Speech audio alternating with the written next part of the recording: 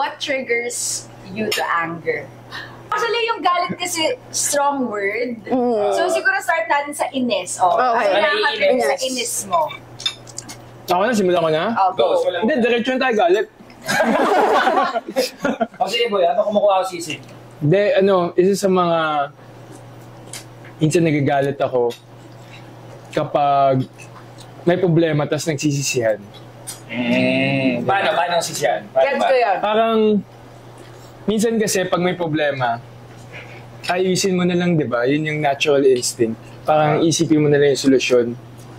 Minsan din, nagkakaroon na instance na, ikaw kasi, ganyan, blah, blah, kung ginawa mo to, alam mo yun, yung mga ganung bagay, sana hindi na na pinagdadaanan. Kasi wala nang point, kasi tapos na eh. Kasi tapos na eh. Solve na lang. Tama. Ang dami niyan, ha? Joke